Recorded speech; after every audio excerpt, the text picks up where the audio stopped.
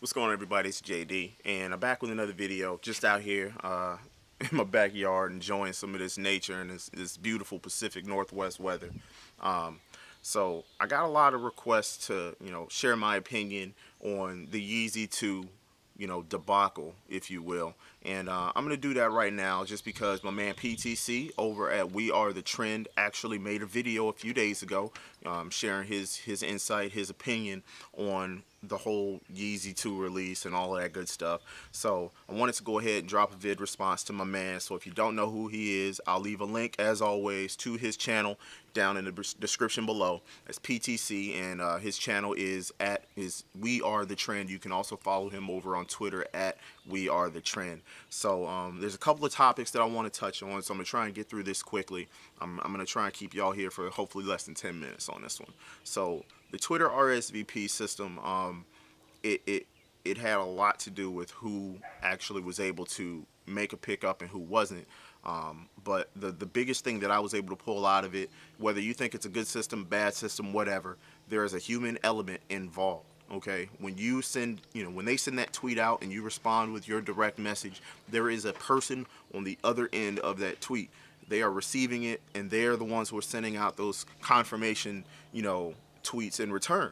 So when you have a human element, we're human, we're people, we make mistakes, and we're influenced by whatever, so whatever the motivation is for that person to give this person a shoe over this person, that lies right there. I mean, there's nothing you can really do about it, and there's no completely honest person.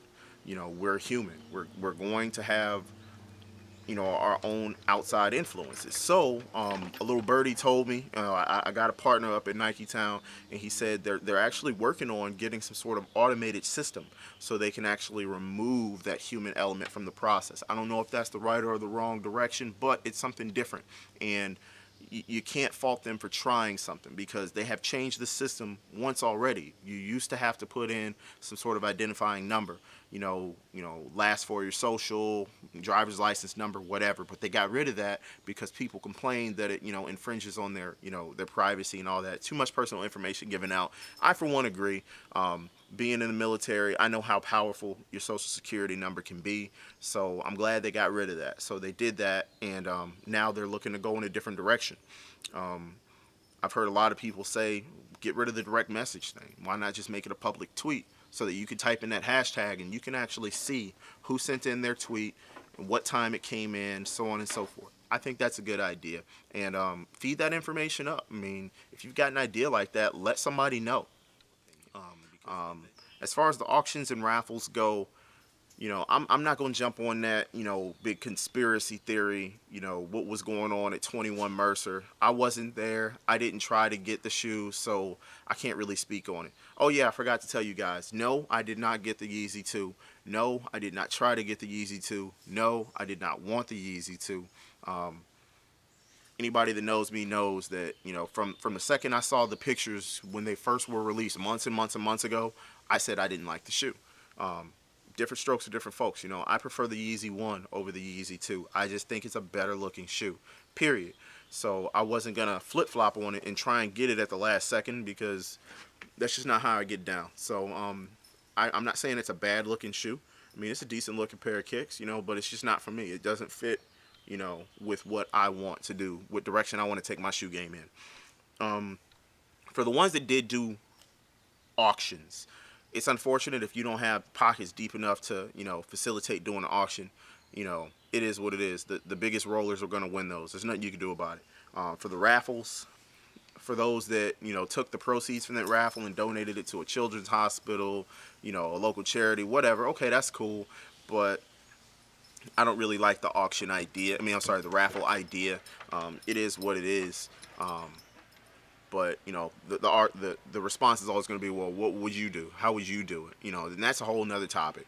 So I'm not going to openly just oppose it because I'm not ready to share a potential solution at this point. And the way I was brought up is don't point out problems unless you have a potential solution. It's easy to complain about something, but it takes a real person to kind of point out a problem and then recommend a solution. And I'm not at the point where I can readily recommend a solution, so I'm not going to complain about it.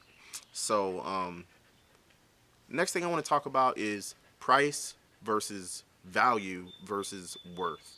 Okay, and this is something that I think a lot of young, new to the sneaker community, sneakerheads need to understand, and sometimes I think a lot of the more experienced cats needs to be reminded of this. Okay, the Yeezy 2s cost $245. Okay, um, the value, okay, they're reselling for $1,500, plus or minus, depending on where you're looking. Worth is what they are worth to you. You know, my man Running Wolf 1980 says, to some people the Mona Lisa is invaluable. You can't put a price tag on it, but to him, he says it's not worth the piece of paper that it's printed on.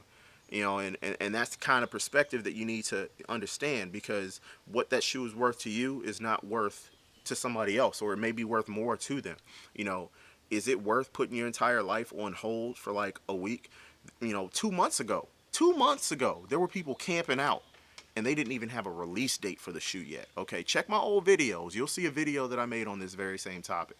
So there were people camped out and they didn't even know a release date. This time around, there were people camped out and they didn't even know if the store they were camped out at was actually going to receive the shoes. Come to find out, a lot of those places ended up doing an auction or a raffle. So it kind of threw everything all off. You have to understand it's just a shoe. If you didn't get it, it's not the end of the world. Move on to the next.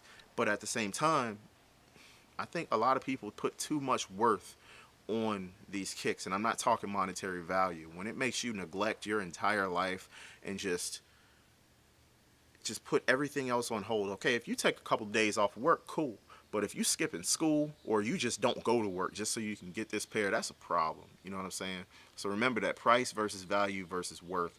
And I think that this shoe is not worth as much as people were making it seem. They were putting this shoe way up on this pedestal when there's going to be another one that comes out at some point. There's going to be another hot shoe. Didn't you guys learn your lesson from the Galaxy phones? I guess not.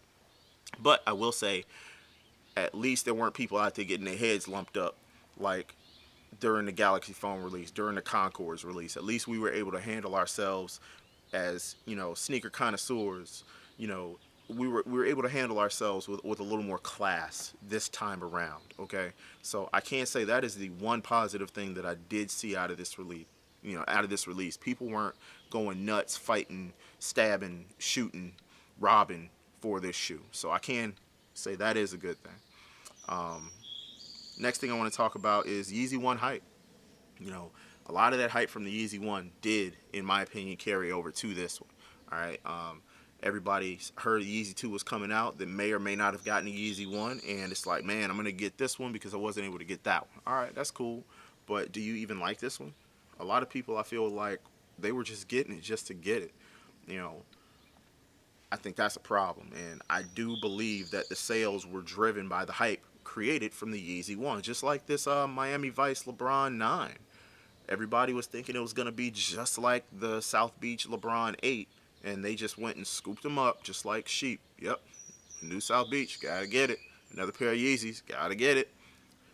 And I don't think that's what it should be about, And I'm not gonna say everybody was like that, because there are some people out there who wanted this shoe who just genuinely loved the silhouette, or wanted the shoe, or that big a Kanye fan or whatever. I'm not here to question your motives for wanting the shoe that you want. If you want it, you want it. If you don't, you don't. But there's always a couple. You know who you are. You know who you are. You know who you are. So the worst thing I saw about this release was the fact that there were more people trying to get this shoe with the intention of flipping it than the intention of wearing it. It's ridiculous. The number of, eBay and Craigslist ads that I've seen, and pictures online that I've seen, tweets online that I've seen, and it's pretty much with a sign that says for sale. I posted on my Twitter, okay, if you got the Yeezy 2, cool. I don't want to see a picture unless it's on your feet. I don't want to see a for sale thread, Take a picture with them on your feet, show me it's real, But I just think it's just absurd that there's more resellers that got their hands on the shoe than people who actually wanted to rock it. And that's a problem, So at the very end, Nike just hit everybody with a curveball, online release. Servers crashed as usual. You know, nothing new there, but they did it. I actually like the way they did it. I like the way that they just surprised everybody with it, just because I think it leveled the playing field a little bit. You know, it really did, because everybody was just getting done watching the Heat game. The Pacquiao fight was about to start, you know, and all this good stuff. And I think it leveled the playing field and allowed everybody an even shot at getting them. You know, so I think they may be onto something, and they tried it out like that on purpose just to see how it went down. And I think that it made it possible for a lot of people to get this shoe that might not have had the opportunity to had they not done that. You know, so that's all I got. I'm not gonna really touch on too much other stuff because there are a whole lot of other issues to talk about, because there's a lot of, it's my dog over here whining because she wants some attention. There's a lot of influential people out there in Twitter land and YouTube land, you know, within the sneaker community that got their pairs. I'm not gonna speak on that, but you know, it is what it is. So that's my 2 cents on it. I didn't try and get them. I didn't want them, but I do think that there was a lot of good stuff that came out of it, and there was some negative stuff that came out of it. But that's the way the sneaker community is moving. You know, it's not going to be better or worse. It's just going to be different, and embrace these changes, because it's not going to be the same as it was before. You can't just wake up on a Saturday morning and just get a general release. It sucks that you got to camp out for one, but that's the direction we're moving right now. So that's what it is. If you want to if you want to stay with this community, that's what you have to deal with. If you don't like that fact, keep it moving, because that's where we are right now. And you can either complain about it or you can adapt with the times and just keep it moving. You know, that's all I got. This is JD. Follow me on Twitter at nuke_mechanic. As I said before, follow my man. Check out his channel down below. We Are The Trend. Follow him on Twitter at We Are The Trend. That's all I got. Deuces.